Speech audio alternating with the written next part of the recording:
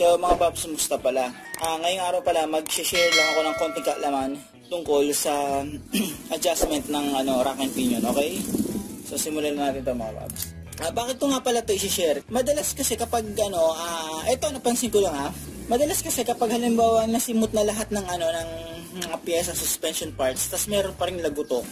Madalas, ginagawa, kaya palitan yung mga suspension parts, mga tie rod, mga ball joint, suspension arm, shock absorber, shock mounting, meron pa rin natitirang lagutok. So, minsan, kapag wala na talagang choice, ito na yung pinapalitan nila para maging maayos yung problema. Sa mga, mga rack and pinion na mga EPS type, common yung yung problema na na kumakalampag. 'Di ba meron yung bushing dito? Yung bushing na yun, lumalaki yung butas doon, tapos yung nagkakos ng kalampag. Ang ginagawa ng madalas, syempre, pag nagtitipid ka, i-rebushing. Meron namang iba na ginagawa, nagpapalit ang buong brand new rack and pinion assembly. Yung replacement, pero brand new. May mga nagtatanong kasi, ano ba maganda? Brand new replacement or, tawag dito, ipapa-rebuild or i-rebush na lang yung At ang sagot niya kasi, pwedeng yes, pwedeng no, depende. Sa akin, personal ko experience, sa nagre-rebush, pag magaling yung gumawa, kapag mahusay yung gawa, pulidong gumawa, goods yan, walang problema, walang naging problema. May mga nagsasabi kasi na iba, umaabot lang ng 2-3 months, umabalik na yung problema, nagpapalit sila. May nagsasabi din naman na kapag yung replacement, madaling masira. So, kumbaga, ang sasagot yan, depende sa gagawa at saka depende sa quality, napapalit yung brand new replacement. Kung maobserbahan nyo, halimbawa, bagong bili to, so, tawag dito, masikip pa talaga. Ikakabit na lang nila, hindi nila a-adjust kasi nga, kapag in-adjust nila to, malaki ang posibilidad kapag niluwagan nila to na magkakaroon ng kalampag. Kakalog yan mga paps, kakalog yan. So ang ginagawa nila, hinahayaan nila na gamitin nila ng gamitin hanggang sabi nila lumuwag.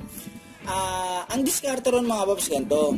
Pwede nyo namang i-adjust pero wag lang sobrang luwag. Kasi pag sobrang luwag yung in-adjust nyo dyan, ang mangyayari nyan, kakalampag talaga to mga paps. Okay? Kasi kung sobrang higpit naman ito, imagine nyo, pag sobrang higpit to, ang magiging kawawa nito, yung EPS niya. Kasi may motor yan, sa may pinaka-steering column, may motor yan. Yun yung tumutulong para mapa-smooth yung ikot nito. So, kawawa EPS niyan. Kapag nakakabili kayo ng brand new replacement, kaysa bumalik kayo sa pinagpagawa nyo, ipa-adjust nyo lang ng tama. Okay? So, makita ko lang sa inyo, ha? Makita ko sa inyo. So, yan, iluluwagan ko lang to. Ito, maluwag na to.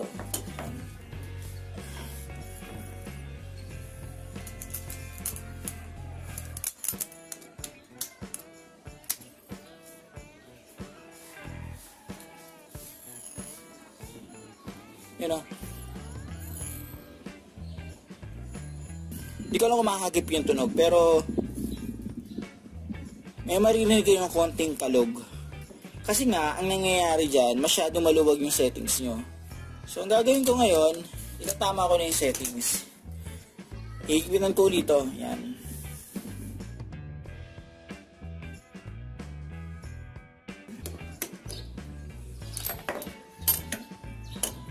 Yan. So, ito mga paps yan, mahigpit na to. So, tingnan natin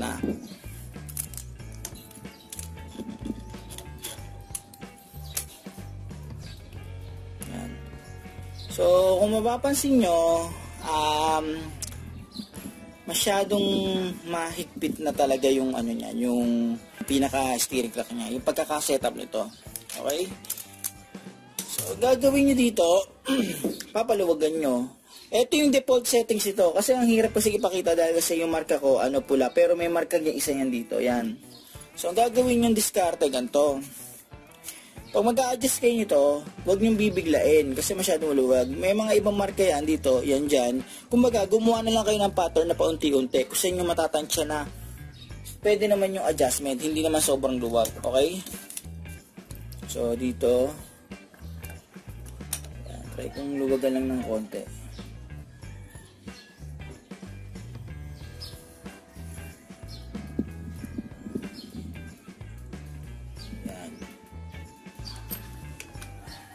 So, ito yung adjustment na ginawa ko mga paps. Simula dito, ginawa ko lang hanggang dito muna. Hindi ko muna binuunan dito. Okay? So, ayan. Tignan natin.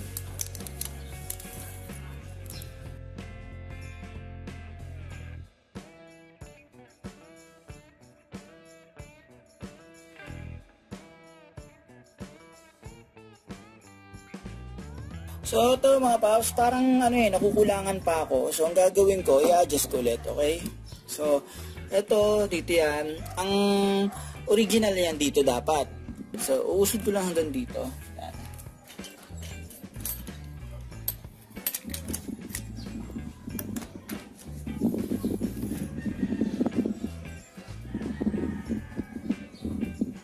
Yan. So, sapat na yan para sa akin.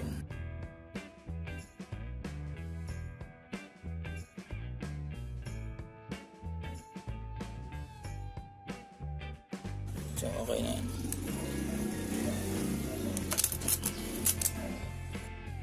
So, ito mga paps, additional tip lang din. Kapag galing kayo sa mekaniko at pinapalitan nyo to at may kalug pa rin, kung halimbawang okay yung mga suspension parts, malaking posibilidad ng mga paps na posibleng sobrang luwag ng adjustment ng rack and pinion. Etong sinasabi ko, kapag sobrang luwag nito, kakalog talaga to mga paps. Kaya ang magandang gawin, kung may mga mekaniko talaga kayong kilala, maganda may warranty, or kahit paano, at least alam nyo kung paano i-adjust to. Ang problema kasi dito sa rack and pinion na to, ito sa Vios, sa Yaris, masyadong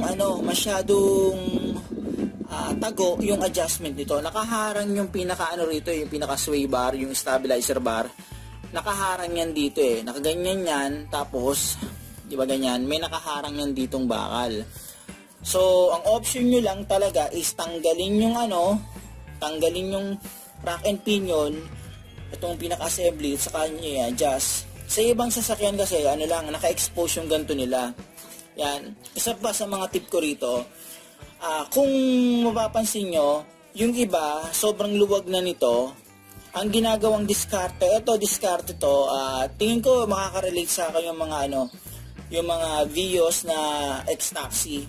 Siguro kung makaka-observe kayo ng mga surplus, kapag binaklas nyo to, meron kayong makikitang parang 5 or 25 nilalagay nila sa ilalim nito para mas mabilis may tutulak ng spring itong adjuster, mas mabilis sisikip kasi sobrang tagal niyan, luluwag talaga to mga paps. Kaya yun ang ginagawa nila, yun ang discard ng ginagawa, nilalagay sila ng pampasikip para hindi ko malagay itong pinion natin.